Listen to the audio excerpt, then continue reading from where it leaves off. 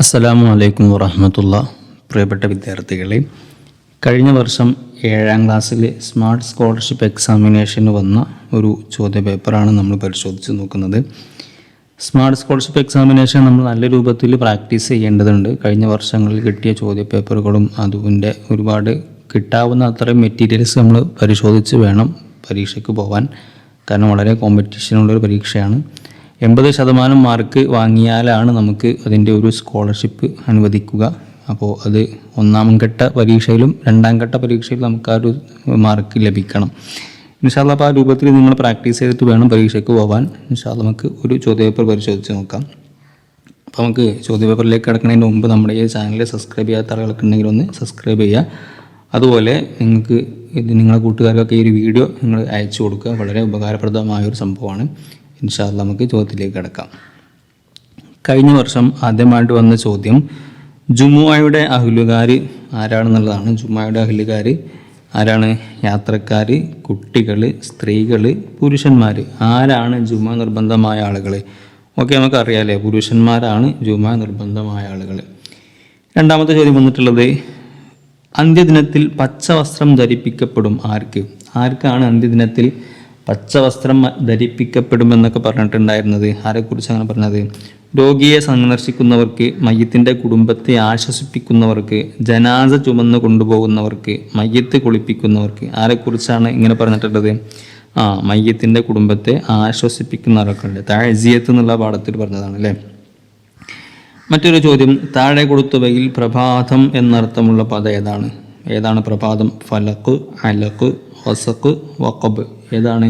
ഖുൽ അഊദു ബി റബ്ബിൽ ഫലഖ് എന്നുള്ള പാഠത്തിൽ നമ്മൾ പഠിച്ചതാണല്ലേ. ഫലക്കാണ് പ്രഭാതം എന്ന അർത്ഥമുള്ളത് കേട്ടോ. അടുത്ത ചോദ്യം, യത്ലഉ അലൈക്കുമുൽ ആന മിൻ ഹാദിൽ ഫജ്ജ് റജുലുൻ മിൻ അഹ്ലിൽ ജന്ന. നബി സല്ലല്ലാഹു അലൈഹി വസല്ലം ഇത് പറഞ്ഞത് ആരെ ഉദ്ദേശിച്ചാണ് ഇത് പറഞ്ഞത് എന്നുള്ള ചോദ്യമാണ്. ആരെക്കുറിച്ചാണ്? അബൂ ഉബൈദ റളിയല്ലാഹു അൻഹു, സഈദ് ബിൻ അബി വഖാസ് റളിയല്ലാഹു അൻഹു, സഅദ് ബിൻ അബി വഖാസ് റളിയല്ലാഹു അൻഹു, സുബൈർ ബിൻ അവ്വാം റളിയല്ലാഹു അൻഹു. ആരെക്കുറിച്ചാണ് നബി സല്ലല്ലാഹു അലൈഹി വസല്ലം അങ്ങനെ പറഞ്ഞത്? സഈദ് ബിൻ അബി വഖാസിനെ കുറിച്ചാണ്. അവിടെ നമ്മളെ കൺഫ്യൂഷൻ ആക്കാൻ സഈദ് ബിൻ അബി വഖാസ് എന്നൊക്കെ കൊടുത്തിട്ടുണ്ട്. അപ്പോൾ നിങ്ങൾ വളരെ ശ്രദ്ധിച്ചുകൊണ്ട് ഉത്തരം എഴുതണം കേട്ടോ. അടുത്ത ചോദ്യം വന്നിട്ടുള്ളത് വഖ്വാബിൻ കാനത്ത് ഖവാരീറ. വഖഫ് ചെയ്യുമ്പോൾ അലിഫിൻ്റെ പാരായണം എങ്ങനെയാണെന്നുള്ളതാണ് അല്ലേ. ഉച്ചരിക്കുന്ന അലിഫ്, ഉച്ചരിക്കാത്ത അലിഫ് എന്നുള്ള രൂപത്തിൽ നമ്മൾ പഠിച്ചിട്ടുണ്ട്. അലിഫിനെ സ്ഥിരപ്പെടുത്തുകയോ റായിന് സുക്കൂൻ ചെയ്യുകയോ ആവാം. അലിഫ് സ്ഥിരപ്പെടുത്തൽ നിർബന്ധമാണ്. അലിഫ് ഒഴിവാക്കി സുക്കൂൻ ചെയ്യൽ നിർബന്ധമാണ്. പ്രത്യേകം നിയമങ്ങളില്ല. ഇതിലേതാണ് ഈ പറയപ്പെട്ട ഒരു ആയത്തുമായിട്ട് ശരിയായിട്ടുള്ളത്? നമുക്കറിയാലേ, അലിഫിനെ സ്ഥിരപ്പെടുത്തുകയോ റായിൽ അവിടെ സുക്കൂൻ ചെയ്യുകയോ ചെയ്യില്ല. വഖഫിൽ ഉച്ചരിക്കുന്ന ഏത് അലിഫാണ് വഖഫിൽ ഉച്ചരിക്കുന്നത്? ഏതാണ് വഖഫിലും വസ്ലിലും ഉച്ചരിക്കാത്തത്? ഇങ്ങനത്തെ കാര്യങ്ങളൊക്കെ ഒന്ന് മനസ്സിലാക്കണം. ഇൻഷാ അല്ലാഹ് പാഠത്തിൽ നോക്കിയാൽ മതി. അപ്പോൾ ഇവിടെ ഉള്ളത് എന്താണ്? അലിഫ് സ്ഥിരപ്പെടുത്തുകയോ റായിന് സുക്കൂൻ ചെയ്യുകയോ ആവാം എന്നതാണ് കേട്ടോ. നെക്സ്റ്റ് ചോദ്യം, നബി വചനത്തെ അനാദരിക്കുന്നത് ഭയന്ന് തേൾ കുത്തിയിട്ടും ഹദീസ് ക്ലാസ് നിർത്തിയില്ല. ഇതാരെക്കുറിച്ചാണ്? ഹദീസ് ക്ലാസ് എടുക്കുന്ന സമയത്ത് നബിയുടെ ഹദീസിനോടുള്ള ഒരു ബഹുമാനം കൊണ്ട് തേൾ കുത്തിയത് കൊണ്ട് ക്ലാസ് നിർത്തിയില്ല എന്ന് പറഞ്ഞത് ഇമാം അഹ്മദ് റളിയല്ലാഹു അൻഹു, ഇമാം മാലിക് റളിയല്ലാഹു അൻഹു, ഇമാം ബുഖാരി റളിയല്ലാഹു അൻഹു, ഇമാം മുസ്ലിം റളിയല്ലാഹു അൻഹു. ആരെക്കുറിച്ചാണ് പറഞ്ഞത്? ഇമാം മാലിക് റളിയല്ലാഹു അൻഹുവിനെ കുറിച്ചാണ് അല്ലേ. ആ പാഠത്തിൽ നമ്മൾ ആ ഒരു കാര്യം ശരിക്കും മനസ്സിലാക്കിയിട്ടുണ്ട്. അടുത്തൊരു ചോദ്യമുള്ളത് താഴെ കൊടുത്തവയിൽ ഭക്ഷ്യയോഗ്യമല്ലാത്തത് ഏതാണെന്നുള്ളതാണ്. മാന്, മുഴൽ, ആമ, കുരുവി. ഏതാണ് ഭക്ഷ്യയോഗ്യമല്ലാത്തത്? മാന്, മുഴൽ, ആമ, കുരുവി. മാനിനെ കഴിക്കാം, മുയലിനെ കഴിക്കാം, കുരുവിയൊക്കെ കഴിക്കാം അല്ലേ. ആമ ഭക്ഷ്യയോഗ്യമല്ല കേട്ടോ. പിന്നെ അടുത്ത ചോദ്യം, ചില അക്ഷരങ്ങൾ ഉച്ചരിക്കുമ്പോൾ നാവിൻ്റെ താഴ്ഭാഗം അണ്ണാക്കിലേക്ക് ഉയരുന്ന അവസ്ഥ. ചില അക്ഷരങ്ങൾ ഉച്ചരിക്കുന്ന സമയത്ത് നാവിൻ്റെ താഴ്ഭാഗം അണ്ണാക്കിലേക്ക് ഉയരുന്ന അവസ്ഥക്ക് എന്താ പറയുക? തവസ്സുത്ത് എന്ന് പറയും, ഷിദ്ദത്ത് എന്ന് പറയും, ഹംസ് എന്ന് പറയും, ഇസ്തിഇല എന്ന് പറയും. എന്താണ് പറയുക? ഇസ്തിഇല എന്നാണല്ലേ. നാവിൻ്റെ മുരട് അല്ലെങ്കിൽ നാവിൻ്റെ താഴ്ഭാഗം മണ്ണാക്കിലേക്ക് ഉയരുന്ന അവസ്ഥയ്ക്ക് ഇസ്തിഇല എന്നാണ് പറയുക കേട്ടോ.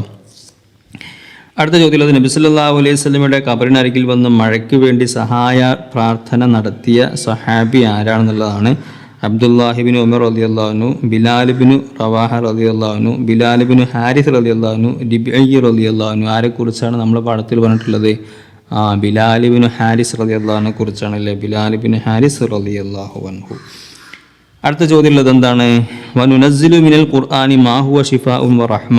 ഈ ആയത്ത് തെളിയിക്കുന്ന വിഷയം എന്താ? ഈ ആയത്ത് എന്തിനെയാണ് സൂചിപ്പിക്കുന്നത്? അടിയിൽ പറയുന്ന കാര്യങ്ങൾ വായിച്ചു നോക്കാം. മരുന്നുകൊണ്ട് ചികിത്സിക്കുക, ഖുർആൻ ആയത്ത് കൊണ്ട് മന്ത്രിക്കാം, മന്ത്രം ഇസ്ലാമികമല്ല, മന്ത്രത്തിന് ഖുർആനിൽ തെളിവില്ല. എന്താണ് ഈ ഒരു ആയത്ത് നമ്മളെ പഠിപ്പിക്കുന്നത്? ഖുർആൻ ആയത്തുകൾ കൊണ്ട് മന്ത്രിക്കാം എന്നാണ് അല്ലേ? ഖുർആൻ ആയത്തുകൾ കൊണ്ട് മന്ത്രിക്കാം എന്നതിനെ കുറിച്ചാണ് നമ്മൾ പാഠത്തിൽ ഈ ആയത്ത് പറയുന്നത് കേട്ടോ. അടുത്തൊരു ചോദ്യമുള്ളത്, താഴെ കൊടുത്തവയിൽ ഹംസയുടെ ശരിയായ എഴുത്ത് രീതി ഏതാണ്? നമ്മൾ റസ്മുൽ ഉസ്മാനി നിയമങ്ങൾ പഠിച്ചു കൊടുത്ത് ഹംസയുടെ വിവിധ രൂപങ്ങൾ പഠിച്ചിട്ടുണ്ട് അല്ലേ? ഇപ്പം ഷെയ് എന്നുണ്ട്, ഷെയ് ഇവിടെ ഉണ്ട്, ഷെയ് ഒക്കെ ഷെയ് എന്നുള്ള പല രൂപങ്ങളാണ്. പക്ഷേ ശരിയായ രൂപം ഏതെന്നുള്ളതാണ് ഇവിടെ ചോദിച്ചിട്ടുള്ളത്. ഷെയ് അല്ലേ? യാ കഴിഞ്ഞിട്ട് പിന്നെ നേരെ ഹംസ കുർസി ആയിട്ട് എഴുതുന്നതാണ് അല്ലേ? ഷെയ്. ഇതാണ് ശരിയായ രൂപം, മറ്റുള്ളതൊന്നും ശരിയല്ല കേട്ടോ. അപ്പോൾ ഹംസയുടെ വിവിധ രൂപങ്ങളുണ്ട്. ഹംസ അലിഫുമ്മൽ എഴുതുന്നതുണ്ട്, വാവുമ്മൽ എഴുതുന്നതുണ്ട്, പിന്നെ യാഉമ്മൽ എഴുതുന്നതുണ്ട്, പിന്നെ താഴെ എഴുതുന്നതുണ്ട് അല്ലേ? അപ്പോൾ ആ കാര്യങ്ങൾ നമ്മൾ അവിടെ കൃത്യമായിട്ട് മനസ്സിലാക്കി വെക്കണം കേട്ടോ. നിങ്ങളുടെ മക്കൾ ഈ വർഷം പൊതുപരീക്ഷ എഴുതുന്നു.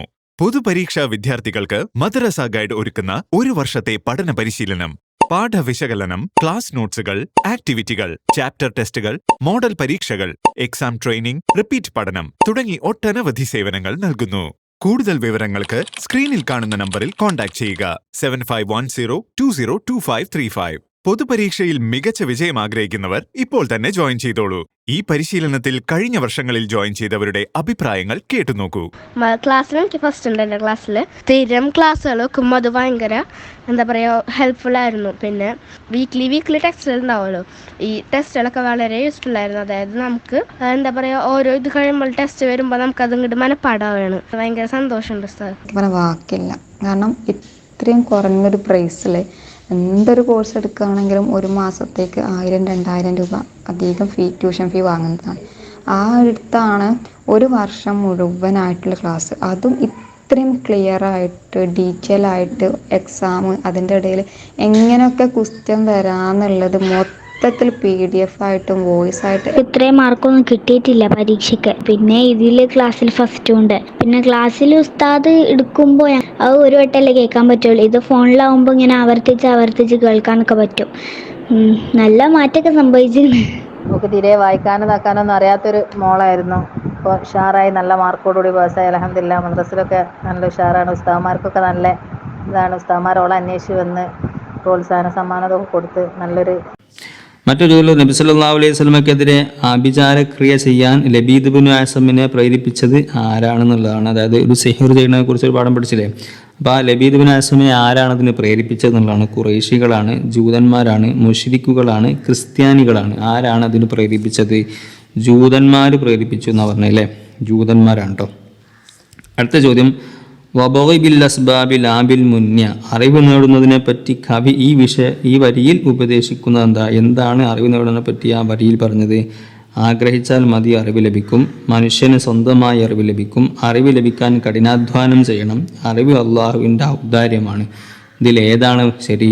അറിവ് പഠിക്കാൻ, അറിവ് ലഭിക്കാൻ കഠിനാധ്വാനം ചെയ്യണം എന്നാണ് അല്ലേ? അതിൻ്റെ കാരണങ്ങളായിട്ട് ബന്ധപ്പെടണം. എന്തായാലും വെറും ആഗ്രഹങ്ങൾ ഉണ്ടായ പോരാ എന്നുള്ളതാണ് ആ വരിയിൽ പറയുന്നത് കേട്ടോ. അടുത്ത ചോദ്യമുള്ളത്, നിശ്ചയം അങ്ങ് മഹത്തായ സ്വഭാവത്തിൻ്റെ ഉടമയാണ്. നബി സല്ലല്ലാഹു അലൈഹി വസല്ലം എങ്ങനെ വിശേഷിപ്പിച്ചു?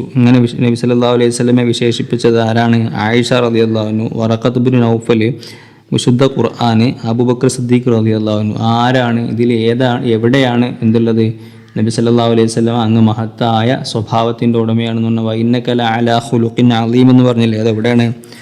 വിശുദ്ധ ഖുർആനിലാണല്ലേ? വഇന്നക ലഅലാ ഖുലുഖിൻ അളീം എന്നതിൻ്റെ മലയാളമാണ് നിശ്ചയം അങ്ങ് മഹത്തായ സ്വഭാവത്തിൻ്റെ ഉടമയാണെന്ന് കേട്ടോ. അടുത്തുള്ളത്, ലാ ഇക്രാഹ ഫിദ്ദീൻ എന്ന ഖുർആൻ വചനത്തിൻ്റെ പ്രധാന ആശയം എന്താ? ലാ ഇക്രാഹ ഫിദ്ദീൻ നമ്മൾ പഠിച്ചിട്ടുണ്ട് അല്ലേ? നിർബന്ധമായും മതനിയമങ്ങൾ അനുസരിക്കണം, ഇസ്ലാം നിർബന്ധ പരിവർത്തനം പ്രോത്സാഹിപ്പിക്കുന്നില്ല, വിജയിക്കാൻ ഇസ്ലാം നിർബന്ധമാണ്, മുസ്ലിങ്ങൾ ഉറച്ച വിശ്വാസികളായി തീരണം. എന്താണ്? ഇസ്ലാം നിർബന്ധ മതപരിവർത്തനം പ്രോത്സാഹിപ്പിക്കുന്നില്ല അല്ലെ? ആരെയും നിർബന്ധിച്ച് ഇസ്ലാമിലേക്ക് കടത്തേണ്ടതില്ല എന്നുള്ളതാണ് അതുകൊണ്ട് ഉദ്ദേശിക്കുന്നത് കേട്ടോ. പിന്നെ കോൺസ്റ്റാന്റിനോപ്പിൾ അതായത് ഇസ്താംബൂൾ ഏത് രാജ്യത്താണ് സ്ഥിതി ചെയ്യുന്നത് അല്ലേ? ഇസ്താംബൂൾ നമ്മൾ പഠിച്ചിട്ടുണ്ട് അല്ലേ? ഏത് രാജ്യത്താണെന്നുള്ളത്?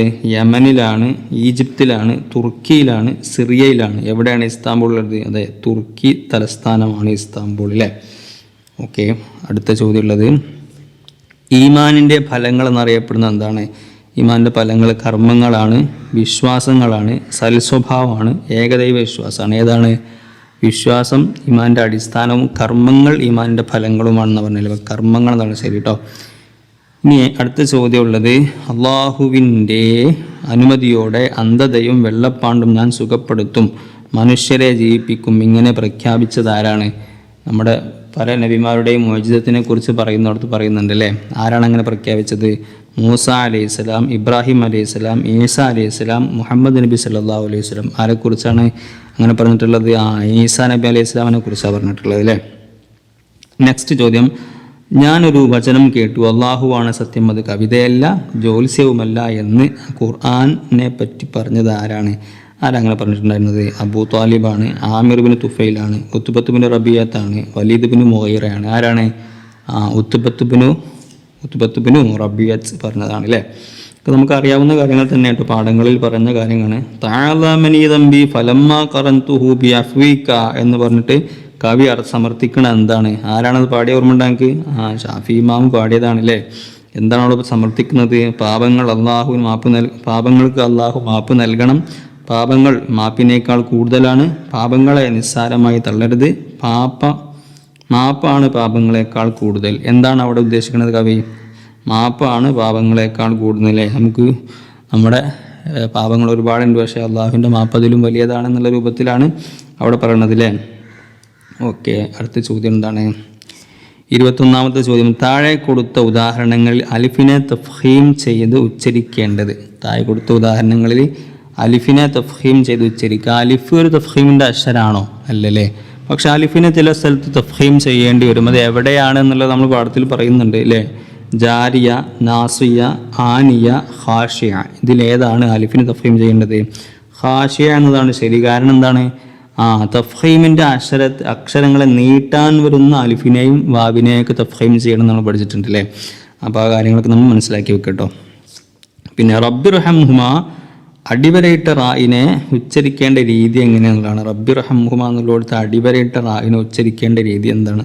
കഴിഞ്ഞ വർഷം ഈ ഒരു ക്വസ്റ്റ്യൻ ക്യാൻസൽ ചെയ്തിട്ടുണ്ട്. കാരണം എന്താ വെച്ചാൽ ഇവിടെ ഏത് റായിനും അടിവരയിട്ടിട്ടില്ല. അപ്പോൾ ഇവിടെ ഉദ്ദേശിക്കുന്നത് ഈ ഒരു റായിനെയാണ്. അപ്പോൾ ആ റായിനെ ഇതുപോലത്തെ ചോദ്യം വരികയാണെങ്കിൽ നമ്മൾ മനസ്സിലാക്കേണ്ടതാണ് ഈ ഒരു റായിനെ എന്താണ് അവിടെ എങ്ങനെയാണ് തഫ്ഹീം എന്താണ് ചോദിച്ചത്? റായിനെ ഉച്ചരിക്കേണ്ട രീതി എങ്ങനെയാണെന്നുള്ളതാണ് ചോദ്യം കേട്ടോ. അപ്പോൾ ഇവിടെ അടിവര ഇപ്പം നമ്മൾ ഇട്ട് കൊടുത്തിട്ടുണ്ട്. അപ്പോൾ നമുക്ക് നോക്കാം. തർക്കീക്ക് ചെയ്ത് ഉച്ചരണം, തഫ്ഹീം ചെയ്യണം, തഫ്ഹീമും തർക്കീക്കും ചെയ്യണം, പ്രത്യേക നിയമമില്ല. എന്താണ് അവിടെ എന്താ നമ്മൾ പഠിച്ചത്? തഫ്ഹീം ചെയ്യണം എന്നാണ് പഠിച്ചല്ലേ. തഫ്ഹീം അല്ലേ. എന്തുകൊണ്ടാണ് പഠിച്ചത്? റായിൻ്റെ മുമ്പ് റായിന് സുക്കൂനാണ്, മുമ്പുള്ള ഇത് കെസറാണ്. പക്ഷേ ആ മുമ്പുള്ള കെസർ എന്താണ്? ആരിദോ മുൻഫസിലോ ആണെങ്കിൽ എന്താണ് അവിടെ തഫ്ഹീം ചെയ്യണം നമ്മൾ പഠിച്ചിട്ടുണ്ടായിരുന്നു അല്ലേ. അപ്പോൾ അതിലൂടെ മുൻഫസിലായിട്ട് വന്നിട്ടുള്ളതാണ്, അതുകൊണ്ട് അവിടെ തഫ്ഹീം ചെയ്യണം എന്നുള്ളതാണ് കേട്ടോ. അടുത്ത ചോദ്യം ഉള്ളത് എന്താണ്? സൂറത്ത് 4 സൂറത്ത് മായിദ, സൂറത്ത് നിസാ 5 സൂറത്ത് മായിദ, 6 കൊടുത്തിട്ടില്ല, 7 സൂറത്ത് അറാഫ്. ഇവയിൽ നിന്ന് വിട്ടുപോയ സൂറത്ത് ഏതാണെന്നുള്ളതാണ്. അപ്പോൾ നമ്മൾ ഓതുന്ന ഭാഗങ്ങൾ നമ്മൾ എന്ത് ചെയ്യണം? ക്രമത്തിൽ പഠിച്ചു വെക്കണം കേട്ടോ. ആലി ഇമ്രാൻ ആണ്, സൂറത്ത് തൗബയാണ്, സൂറത്തുൽ ബഖറയാണ്, സൂറത്ത് അൻആമാണ്. ഏതാണ് ഇവിടെ നാലാമത്തെ? സൂറത്ത് ആലി ഇമ്രാൻ എത്രാമത്താണ്? രണ്ടാമത്തെ മൂന്നാമത്തൊക്കെയാണ് അല്ലേ. അപ്പോൾ നിങ്ങൾക്കൊക്കെ അറിയല്ലോ അല്ലേ. അപ്പോൾ ഇവിടെ വിട്ടുപോയത് എന്താണ്? സൂറത്ത് അൻആം എന്നുള്ളതാണ് അല്ലേ. അൻആമാണ് എത്രാമത്തത്? 6ാമതായിട്ട് വരുന്ന സൂറത്ത് അൻആമാണ് കേട്ടോ. അടുത്ത ചോദ്യമുള്ളത് അനുയോജ്യമായത് തിരഞ്ഞെടുക്കുക എന്നുള്ളതാണ്. അപ്പം എന്താണ് അവിടെ ചോദിച്ചിട്ട്? ജമാഅത്ത് നിസ്കാരത്തിൽ ഇമാമിനെ തുടരുന്നുവെന്ന് മഅ്മൂമ് കരുതൽ നിർബന്ധമാണ്. രണ്ടാമത്തേത് ഇമാം ജമാഅത്തിനെ കരുതൽ സുന്നത്താണ്. അപ്പം ജമാഅത്ത് നിസ്കാരത്തിൽ ഇമാമിനെ തുടർന്ന് ജമാഅത്ത് നിസ്കാരത്തിൽ ഇമാമിനെ തുടരുന്നെന്ന് മഅ്മൂം കരുതൽ നിർബന്ധം തന്നെയാണ്. ശരിയാണല്ലേ. ഇമാം ജമാഅത്തിനെ കരുതൽ സുന്നത്താണ്, അതും ശരിയാണല്ലേ അല്ലേ. ഓക്കെയാണ്. നമുക്ക് 4 ഓരോന്ന് വായിച്ചു നോക്കാം. ഒന്നാമത്തേത് ശരി, രണ്ടാമത്തേത് തെറ്റാണ്. 1ഉം 2ഉം ശരിയാണ്, ഒന്നാമത്തേത് തെറ്റാണ്, 2ഉം തെറ്റാണ്. ഏതാണ് ശരി? നമ്മൾ വായിച്ചു നോക്കിയപ്പോൾ നമുക്ക് എന്താണ് തോന്നിയത്? 2ഉം ശരിയാണെന്നാണ് തോന്നിയത് അല്ലേ. അപ്പോൾ 1ഉം 2ഉം ശരിയാണ് കേട്ടോ. 1ഉം 2ഉം ശരിയാണ് അല്ലേ. ഓക്കെ, നിങ്ങളൊന്ന് ഉറപ്പ് വരുത്തണം കേട്ടോ. നമ്മളിങ്ങനെ ചോദ്യങ്ങൾ വായിച്ച് പറഞ്ഞിങ്ങനെ പോവുകയാണ്. അപ്പം തെറ്റ് സംഭവിക്കാം, തെറ്റില്ല എന്നൊന്നും പറയാൻ പറ്റില്ല. അപ്പോൾ നിങ്ങൾ എന്ത് ചെയ്യണം? ഒന്ന് ഉത്തരങ്ങളൊക്കെ ഒന്ന് ഉറപ്പ് വരുത്തിയിട്ട് ചെയ്യട്ടോ ഇൻഷാ അല്ലാഹ്. അടുത്തത് താഴെ കൊടുത്തവയിൽ ജുമുഅയുടെ ഷർത്ത്. താഴെ കൊടുത്തതിൽ ജുമുഅയുടെ ഷർത്ത് ഏതാണെന്നുള്ളതാണ് ചോദ്യം. നിസ്കാരത്തിന് മുമ്പ് അറബിയിൽ ഖുതുബ നിർവഹിക്കുക, അത് ജുമുഅയുടെ ഷർത്താണ്. ജുമുഅക്ക് പോകുന്നതിന് മുമ്പ് കുളിക്കുക, അത് സുന്നത്താണല്ലേ. നബി സല്ലല്ലാഹു അലൈഹി വസല്ലമയുടെ സ്വലാത്ത് ചൊല്ലുക സുന്നത്താണ്. ഖതീബ് മിമ്പറിൽ കയറിയ ശേഷം 2ാം അദാൻ വിളിക്കുക. അപ്പോൾ അതിൽ ഷർത്തായിട്ടുള്ളത് ഏതാണ്? നിസ്കാരത്തിന് മുമ്പ് അറബിയിൽ ഖുതുബ നിർവഹിക്കുക എന്നുള്ളതാണ് അല്ലേ. അപ്പോൾ നമ്മൾ കറക്റ്റ് പാഠങ്ങൾ പഠിച്ചാൽ വളരെ ഈസിയാണ് കേട്ടോ. ചോദ്യങ്ങളൊക്കെ വളരെ ഈസിയുള്ള ചോദ്യങ്ങളാണ്. പിന്നെ യാത്രക്കാരന് നിസ്കാരം ഖസ്റാക്കാനുള്ള ആനുകൂല്യം ആരംഭിക്കുന്നത്, അതിൻ്റെ ബാക്കി ഇവിടെ ഉണ്ടാവും. യാത്ര തുടങ്ങിയത് മുതലാണ്, യാത്രയ്ക്ക് വേണ്ടി തയ്യാറെടുക്കുന്നത് മുതലാണ്, യാത്ര ആരംഭിച്ച് 50 കിലോമീറ്റർ പിന്നിടുന്നത് മുതലാണ്, സ്വന്തം നാടിൻ്റെ അതിർത്തി വിട്ട് കിടക്കുന്നത് മുതലാണ്. എന്തായിരുന്നു നമ്മൾ പാഠത്തിൽ പറയേണ്ടത്? സ്വന്തം നാടിൻ്റെ അതിർത്തി വിട്ട് കിടക്കുന്നത് മുതലാണ് അല്ലേ. സ്വന്തം നാടിൻ്റെ അതിർത്തി വിട്ട് കടന്നവരാണ് യാത്രക്കാരന് ഖസ്റാക്കാനുള്ള ആനുകൂല്യം ലഭിക്കുക. അതിൻ്റെ മുമ്പ് പറ്റില്ല എന്നർത്ഥം. അടുത്ത ചോദ്യം, തീ പൊള്ളലേറ്റപ്പോൾ നബി സല്ലല്ലാഹു അലൈഹി വസല്ലം മന്ത്രിച്ചത് ആരെയാണ് അങ്ങനെ മന്ത്രിച്ചത്? അബ്ദുല്ലാഹി ഇബ്നു റവാഹയാണ്, മുഹമ്മദ് ബിൻ ഹാത്തിബ് റളിയല്ലാഹു അൻഹുവാണ്, അനസ് റളിയല്ലാഹു അൻഹുവാണ്, സഅദ് റളിയല്ലാഹു അൻഹുവാണ്. ആരെയാണ്? മുഹമ്മദ് ബിൻ ഹാത്തിബ് റളിയല്ലാഹു അൻഹുവിനെയാണ് അല്ലേ. നെക്സ്റ്റ് ചോദ്യം, വർഫഅ ദർജതഹു ഫിൽ മഹ്ദിയീൻ വഖ്ലുഫുഹു ഫി ആഖിബിഹി എന്ന് നബി സല്ലല്ലാഹു അലൈഹി വസല്ലം ദുആ ചെയ്ത് കൊടുത്തത് ആർക്ക് എപ്പോഴാണെന്നാണ്? രോഗിയായിരിക്കെ അബൂ സലമ റളിയല്ലാഹു അൻഹു വേണ്ടിയാണ്, ഷഹീദായപ്പോൾ ഹംസ റളിയല്ലാഹു അൻഹു വേണ്ടിയാണ്, വഫാത്തായപ്പോൾ അബൂ സലമ റളിയല്ലാഹു അൻഹു വേണ്ടിയാണ്, ഖബറടക്കിയ ശേഷം ബദറിലെ ശുഹദാക്കൾക്ക് വേണ്ടിയാണ്. ആരെക്കുറിച്ചാണ് അങ്ങനെ പറഞ്ഞത്? വഫാത്തായ സമയത്ത് അബൂ സലമ റളിയല്ലാഹു അൻഹുവിന് വേണ്ടിയാണ് അല്ലേ. വഫാത്തായപ്പോൾ അബൂ സലമ റളിയല്ലാഹു അൻഹുവിന് വേണ്ടിയിട്ടോ. അടുത്ത ചോദ്യമുള്ളത്, മയ്യിത്തിനെ ഖബറിലേക്ക് ഇറക്കുമ്പോൾ ചെല്ലേണ്ട ദിക്ർ എന്താണ്? ബിസ്മില്ലാഹി വഅലാ മില്ലത്തി റസൂലില്ലാ മിൻഹാ ഖലഖനാകും വഫീഹാ നുഈദുകും അല്ലാഹുമ്മ ഗ്ഫിർ ലഹു വർഹംഹു അസ്അലുല്ലാഹൽ അലീമ റബ്ബൽ അർശിൽ അലീം. ഏതാണ്? ബിസ്മില്ലാഹി വഅലാ മില്ലത്തി റസൂലില്ലാ എന്നാണല്ലേ. ഖബറിലേക്ക് വെക്കുന്ന സമയത്തും കണ്ണുകൾ അടച്ചു കൊടുക്കുന്ന സമയത്തും അതാണ് ചെല്ലേണ്ടത് കേട്ടോ. പിന്നെ മറ്റു ദിക്റുകളൊക്കെ എപ്പോഴാണ് ചെല്ലേണ്ടതാണ്? ഇത് ഖബറിലേക്ക് മണ്ണ് വാരിടുമ്പോൾ ചെല്ലേണ്ടതാണ് അല്ലേ. രോഗിയെ സന്ദർശിക്കുന്ന സമയത്ത് ചെല്ലേണ്ടതാണ്. മയ്യിത്തിൻ്റെ ദുആ ആണ്. അതൊക്കെ നമ്മൾ കൃത്യവും ബാക്കിയുള്ളതൊക്കെ പഠിച്ചു വെക്കുക കേട്ടോ. പതിവായി പാരായണം ചെയ്യുന്നവരുടെ ദാരിദ്ര്യം നീങ്ങും, ഐശ്വര്യം വർദ്ധിക്കും എന്ന് പറഞ്ഞത് ഏത് സൂറത്തിനെ കുറിച്ചാണ്? സൂറത്തുൽ മുൽക്ക്, സൂറത്ത് യാസീൻ, സൂറത്ത് ദുഹാൻ, സൂറത്ത് വാഖിയ. ഏത് സൂറത്തിനെ കുറിച്ചാണ് പറഞ്ഞത്? സൂറത്ത് വാഖിയനെ കുറിച്ചാണ് ആ രൂപത്തിൽ പറഞ്ഞിട്ടുള്ളത് കേട്ടോ. ഇത്രയും കാര്യങ്ങളാണ് നമ്മുടെ മദ്രസ പാഠപുസ്തകവുമായി ബന്ധപ്പെട്ടുണ്ടാവുക. 30 ചോദ്യങ്ങൾ, 60 മാർക്കിൻ്റെ ചോദ്യങ്ങളാണ് ഉണ്ടാവുക കേട്ടോ. ബാക്കിയുള്ളത് നമ്മളെ സ്കൂൾ 7ാം ക്ലാസ്സിലെ പുസ്തകങ്ങളുമായി ബന്ധപ്പെട്ടും ജനറൽ ആയിട്ടുള്ള ക്വസ്റ്റ്യൻസ് ഒക്കെ ആയിട്ടുണ്ടാവുക ഇൻഷാ അല്ലാഹ്. ബാക്കി വായിച്ചു നോക്കാം. പേശികളെ അസ്ഥികൂടവുമായി ബന്ധിപ്പിക്കുന്നത് എന്താണ് പേശികളും അസ്ഥികളും തമ്മിൽ ബന്ധിക്കുന്നത്? സ്കിൻ ആണ്, രക്തക്കുഴലാണ്, കൊഴുപ്പാണ്, ടെൻഡൻ ആണ്. എന്താണ് ടെൻഡൻ ആണല്ലേ. അടുത്ത ചോദ്യത്തിലുള്ളത് എന്താണ്? 3 ചലന നിയമങ്ങൾ കണ്ടുപിടിച്ചത് ആരാണ്? 1ാം ചലന നിയമം, 2ാം ചലന നിയമമൊക്കെ അല്ലേ. അത് കണ്ടുപിടിച്ചത് തോമസ് ആൽവ എഡിസൺ ആണ്, ഐസക് ന്യൂട്ടൺ ആണ്, സ്റ്റീഫൻ ഹോക്കിംഗ് ആണ്, ആൽബർട്ട് ഐൻസ്റ്റീൻ ആണ്. ആരാണ് ഐസക് ന്യൂട്ടൻ ആണ് ഇതൊക്കെ കണ്ടെത്തിയത് അല്ലേ. ബാക്കിയുള്ള ആളുകളൊക്കെ കണ്ടെത്തി എന്താണെന്നുള്ളത് നമ്മൾ മനസ്സിലാക്കി വെക്കണം കേട്ടോ. പിന്നെ ചലനം കൊണ്ട് ലഭിക്കുന്ന ഊർജ്ജം എന്താ? ചലനം കൊണ്ട് ചലിക്കുക എന്നുള്ള ഇതുണ്ടല്ലോ, അതുകൊണ്ടുണ്ടാവുന്ന ഊർജ്ജം പൊട്ടൻഷ്യൽ എനർജിയാണ്, വൈദ്യുതോർജ്ജമാണ്, ഗതികോർജ്ജമാണ്, ഗുരുത്വാകർഷണം ഊർജ്ജമാണ്. ഇതിലേതാണ് നമ്മൾ ചലിക്കുന്ന സമയത്ത് ഉണ്ടാവുക? കൈനറ്റിക് എനർജി അല്ലേ. ഗതികോർജ്ജമാണ് നമ്മൾ ചലിക്കുന്ന സമയത്ത് ഉണ്ടാവട്ടെ, ഗതികോർജ്ജം. അടുത്ത ചോദ്യം എന്താണ്? ചുരുണ്ട DNA ഒരു ഇഴ അല്ലേ. ചുരുണ്ട DNA ഒരു ഇഴക്ക് എന്താണ് പറയാം? ന്യൂക്ലിയസ്, ക്രോമസോം, പിന്നെ റൈബോസോം, എന്താണ് സൈറ്റോപ്ലാസം അല്ലേ. എന്താണ് സൈറ്റോപ്ലാസം എന്നാണ് പറയാ? അല്ല, എന്ത് പറയും? ക്രോമസോം എന്നാണ് പറയുക അല്ലേ. ക്രോമസോം എന്നാണ് പറയാട്ടോ. അടുത്ത ചോദ്യമുള്ളത് എന്താണ്? ദശലക്ഷക്കണക്കിന് നക്ഷത്രങ്ങളുടെ കൂട്ടം ഏതാണത്? നക്ഷത്രങ്ങളാണ്, ഗ്രഹങ്ങളാണ്, പിന്നെ ക്ഷീരപഥ ഗാലക്സിയാണ്, ഉപഗ്രഹങ്ങളാണ്. എന്താണത്? ക്ഷീരപഥ ഗാലക്സിയിലെ മിൽക്കി വേ ആണ് ലക്ഷക്കണക്കിന് നക്ഷത്രങ്ങളുടെ കൂട്ടം അല്ലേ. ഇനി അടുത്ത ചോദ്യം എന്താണ്?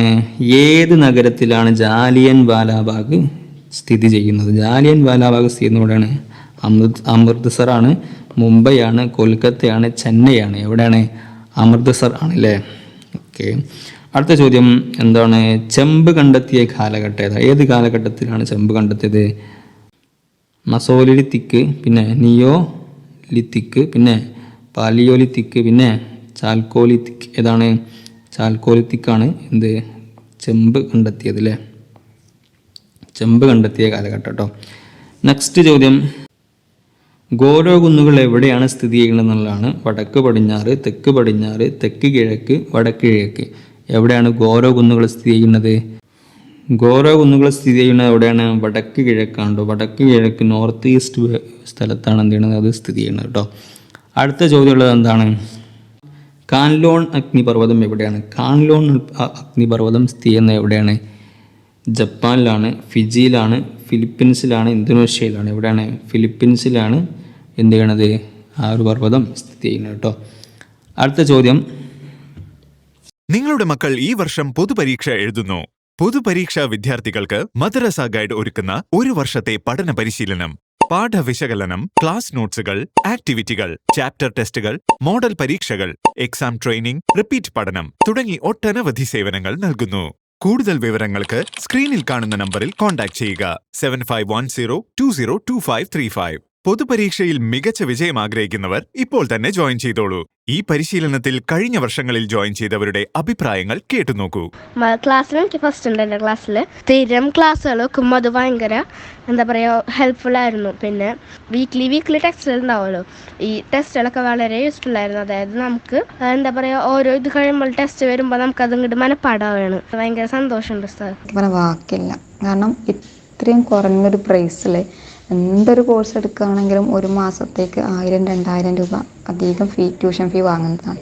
ആ അടുത്താണ് ഒരു വർഷം മുഴുവനായിട്ടുള്ള ക്ലാസ്, അതും ഇത്രയും ക്ലിയർ ആയിട്ട് ഡീറ്റെയിൽ ആയിട്ട് എക്സാം, അതിൻ്റെ ഇടയിൽ എങ്ങനെയൊക്കെ ക്വസ്റ്റ്യൻ വരാമെന്നുള്ളത് മൊത്തത്തിൽ PDF ആയിട്ടും വോയിസ് ആയിട്ട്. ഇത്രയും മാർക്കൊന്നും കിട്ടിയിട്ടില്ല പരീക്ഷയ്ക്ക്. പിന്നെ ഇതിൽ ക്ലാസ്സിൽ ഫസ്റ്റും ഉണ്ട്. പിന്നെ ക്ലാസ്സിൽ ഉസ്താദ് എടുക്കുമ്പോൾ അത് ഒരു വട്ടമല്ലേ കേൾക്കാൻ പറ്റുള്ളൂ. ഇത് ഫോണിലാവുമ്പോൾ ഇങ്ങനെ ആവർത്തിച്ച് കേൾക്കാനൊക്കെ പറ്റും. നല്ല മാറ്റമൊക്കെ സംഭവിച്ചിട്ടുണ്ട്. നമുക്ക് തീരെ വായിക്കാനും ഇതാക്കാനൊന്നും അറിയാത്തൊരു മോളായിരുന്നു. ഇപ്പോൾ ഉഷാറായി നല്ല മാർക്കോടുകൂടി പാസ്സായി അൽഹംദുലില്ലാ. മദ്രസയിലൊക്കെ നല്ല ഉഷാറാണ്. ഉസ്താദന്മാർക്കൊക്കെ നല്ല ഇതാണ്. ഉസ്താദന്മാരോളെ അന്വേഷിച്ച് വന്ന് പ്രോത്സാഹന സമ്മാനമൊക്കെ കൊടുത്ത് നല്ലൊരു. സഫ്രീജ് എന്ന പദത്തിൻ്റെ അർത്ഥം എന്താണെന്നുള്ളതാണ് അടുത്ത ചോദ്യം. എന്താണ്? വോട്ടവകാശം, രാജ്യത്ത് എവിടെയും പോകാനുള്ള അവകാശം, ഉപജീവനത്തിനുള്ള അവകാശം, മുകളിൽ പറഞ്ഞ ഒന്നുമല്ല. എന്താണ്? വോട്ടവകാശത്തിനാണ് എന്ത് പറയുക, സഫ്രീജ് എന്ന് പറയല്ലേ. അടുത്ത ചോദ്യമുള്ളത് എന്താണ്? വായുവിലൂടെ പകരുന്ന രോഗം ഏതാണ്? വായുവിലൂടെ പകരുന്നത് മീസിൽസ് ആണ്, പിന്നെ ചെങ്കണ്ണാണ്, ടൈഫോയിഡാണ്. ഇവയൊന്നുമല്ല. ഏതാണ് വായുവിലൂടെ പരക്കുന്നത്? മീസിൽസ് അല്ലേ, മീസിൽസ്. അടുത്ത ചോദ്യമുള്ളത് ഇന്ത്യയുടെ ഏറ്റവും കിഴക്കേ അറ്റത്തുള്ള സംസ്ഥാനം ഏതാണെന്നുള്ളതാണ്. ഇന്ത്യയുടെ ഏറ്റവും കിഴക്കേ അറ്റത്തുള്ള സംസ്ഥാനം മിസോറാം, ത്രിപുര, അരുണാചൽ പ്രദേശ്, നാഗാലാൻഡ്. ഏതാണ്? അരുണാചൽ പ്രദേശാണ് ഏറ്റവും കിഴക്കേ അറ്റത്തുള്ള സംസ്ഥാനം കേട്ടോ. നെക്സ്റ്റ് ചോദ്യമുള്ളത് ഇംഗ്ലീഷിലുള്ള ചോദ്യമാണ്. ചൂസ് ദ കറക്റ്റ് ടെൻസ് അല്ലേ, ഏത് ടെൻസ് ആണെന്നുള്ളതാണ്. By the time she arrive we dash finished the work അല്ലേ. അവൾ എത്തുമ്പോഴേക്ക് നമ്മൾ എന്ത് ചെയ്യും, വർക്ക് പൂർത്തിയാക്കിയിട്ടുണ്ടാവും എന്നുള്ളതാണ്. അപ്പോൾ വില്ലാണ്, വിൽ ഹാവ് ആണ്, ഹാവ് ആണ്, ഹാഡ് ആണ് അല്ലേ. ഏതാണ്? അവർ വരുമ്പോഴേക്കും എന്ന് അർത്ഥം കിട്ടണമെങ്കിൽ വിൽ ഹാവുമാണ് അല്ലേ. She arrives, we will have finished the work എന്നാണ് വേണ്ടത് കേട്ടോ. നെക്സ്റ്റ് ചോദ്യം, identify the correct passive voice. The will complete the project soon അല്ലേ. അപ്പോൾ അതിൻ്റെത് എന്താണ്? ഈ ഒരു സാധനം സബ്ജക്റ്റായിട്ട് വരണം, പിന്നെ അവിടെ വില്ലാണുള്ളത് അല്ലേ. അപ്പോൾ നമ്മൾ മനസ്സിലാക്കേണ്ടത് എന്താണ്? The project will completed by them soon. The project was completed by them soon. The project is completed by them soon. The project has been completed by them soon. എന്താണ് വേണ്ടത്? The project will be completed by them soon എന്നാണ് വേണ്ടത് കേട്ടോ. Next ചോദ്യം എന്താണ്? Choose the correct conjunction ആണ്.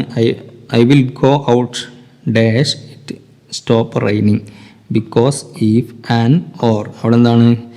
ഞാൻ എന്ത് ചെയ്യണം? പുറത്തു പോകും അല്ലേ. മഴ സ്റ്റോപ്പ് ആവുകയാണെങ്കിൽ അല്ലേ, ആവുകയാണെങ്കിൽ എന്നുള്ള അർത്ഥം കിട്ടണമെങ്കിൽ എന്ത് വേണം? ഈഫ് വേണമല്ലേ. അപ്പോൾ ഈഫ് എന്നുള്ളതാണ് ശരി കേട്ടോ, ഈഫ്. അടുത്ത ചോദ്യം എന്നുള്ളതാണ് identify the correct indirect speech. Correct indirect speech ഏതാണെന്നുള്ളതാണ്. She said I am studying അല്ലേ. അപ്പോൾ she said that she is studying. She said that I was studying.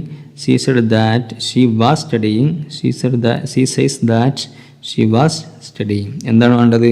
she said that എന്ന് വേണം. പിന്നെ I am studying എന്നുള്ളിടത്ത് എന്ത് വരണം? she was എന്ന് വേണം അല്ലേ? അപ്പം she was studying എന്നുള്ളതാണ് കേട്ടോ.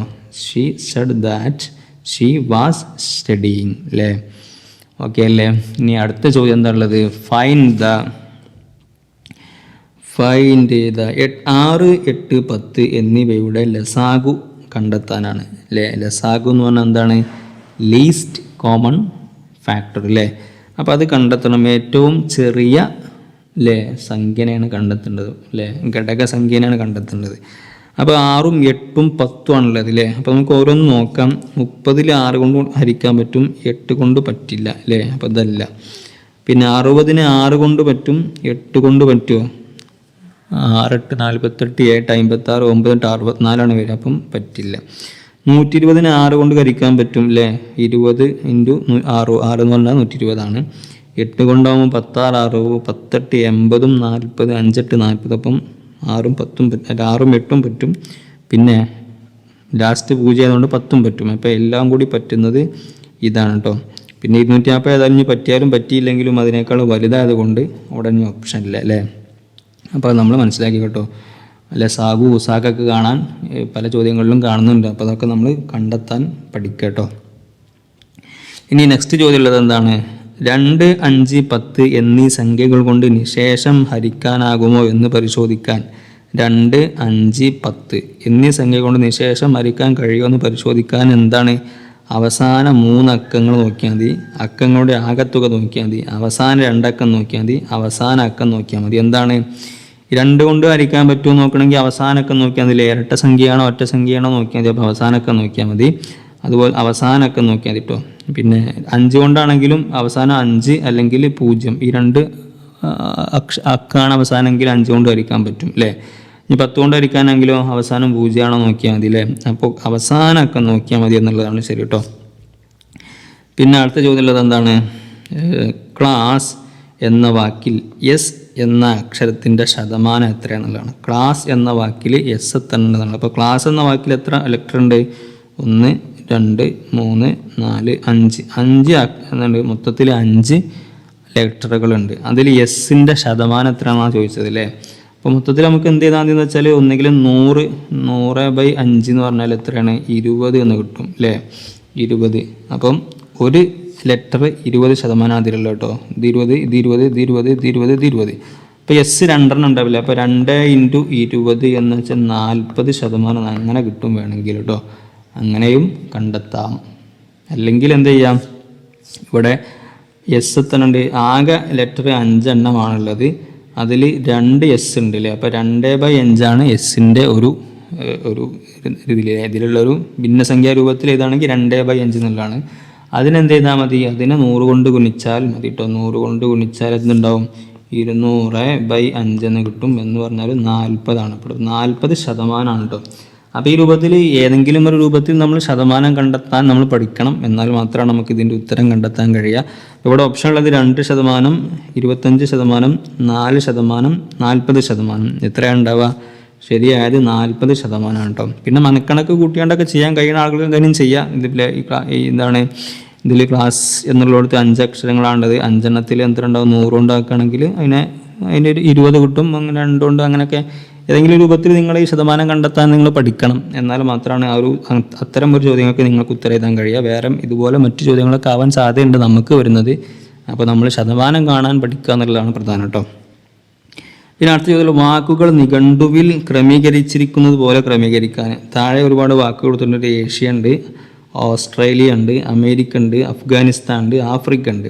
അപ്പോൾ ഇത് നിഘണ്ടുവിൽ എങ്ങനെയാണ് ഉണ്ടാവുക എന്നുള്ളത് അനുസരിച്ച് ഉണ്ടാവും. അപ്പോൾ ആദ്യം എ വരണം, പിന്നെ AB അക്ഷരമുള്ള വരണം.